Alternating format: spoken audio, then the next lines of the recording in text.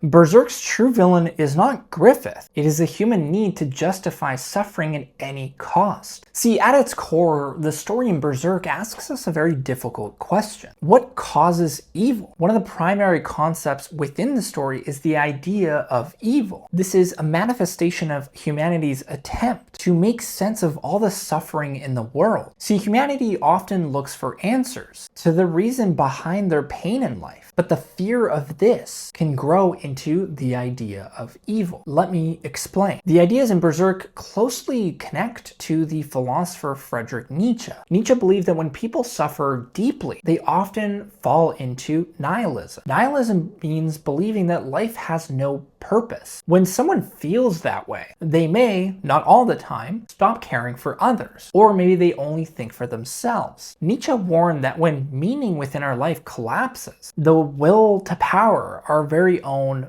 purpose, often degenerates into domination. But the will to power for Nietzsche is not inherently evil. See, the apostles in the story represent some kind of degenerate form of this will to power, while the main character Guts represents a more noble form of this, a kind of self-mastery rather than domination. Nietzsche felt that the will to power could lead individuals to be cruel, even though they may have the belief that they are getting stronger. The reason apostles choose to accept power is due to this feeling of powerlessness, and Griffith is the most powerful representation of the suffering in Berserk. He, for example, desires meaning at any cost. In the story, when his dream collapses and his suffering becomes unbearable, he cannot accept it as just being meaningless. Rather than endure the loss and suffering, he chooses to reinterpret his destiny by ultimately sacrificing others in the eclipse. Griffith preserves the idea that pain was necessary, but Griffith escapes all of this by turning meaning into power. Nietzsche warned that this is what happens when individuals refuse to endure their suffering honestly. Griffith ultimately becomes the symbol of what happens when a person chooses the idea of evil over the burden of being human. In contrast, the character Guts exemplifies the concept of enduring pain. Guts suffers endlessly throughout the story. However, he doesn't choose to use his suffering to become cruel to others. He continues to endure his suffering without any type of guarantee, promise, or reward. See, Nietzsche believed that true meaning is not supposed to be supplied by a god or by a system. Rather, meaning is provided by the individual's way of living. But Nietzsche would resist framing Guts, for example, as good versus evil. Instead, he would say Guts affirms life, despite the fact